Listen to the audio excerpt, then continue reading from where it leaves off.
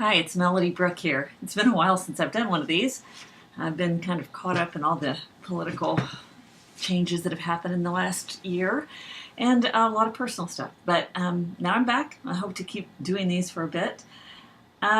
What brought me back really today, I've been contemplating doing it for a while, but the thing that has brought me back today is I had this video come across my Facebook feed about something about free speech, and the gentleman was talking about how we've gotten so reactive that people can't even talk without offending each other these days, and so that political correctness that everyone's talking about, and you know, I think most of you probably think I'm on the political correct side, and in some ways I am, but you know, I mean, I don't believe in rudeness, but after all, I do stop those conversations on my page.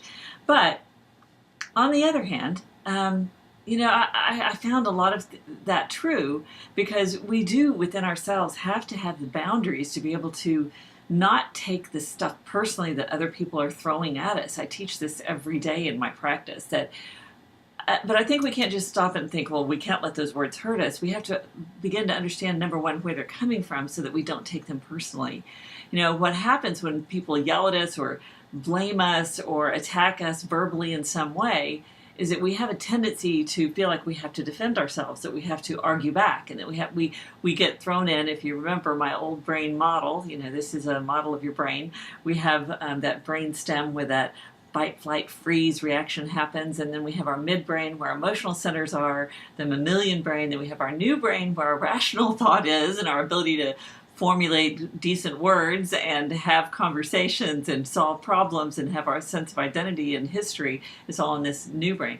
Well, the instant that somebody yells at us, the instant somebody says something ugly to us, is the minute we feel at all attacked, that old brain fires off and the new brain shuts down, and we're flooded with these emotions that we just can't even seem to control.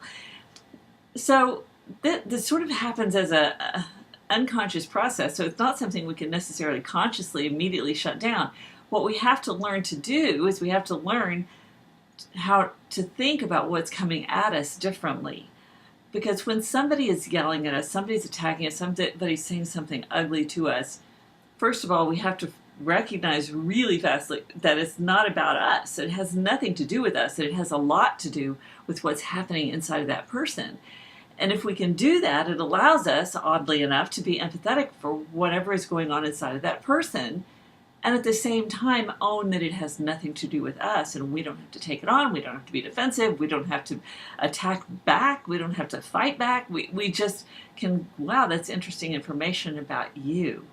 And if we can take that information in, no matter how offensive it may seem, if we can take it in and recognize it as information about that other person, it changes the whole context.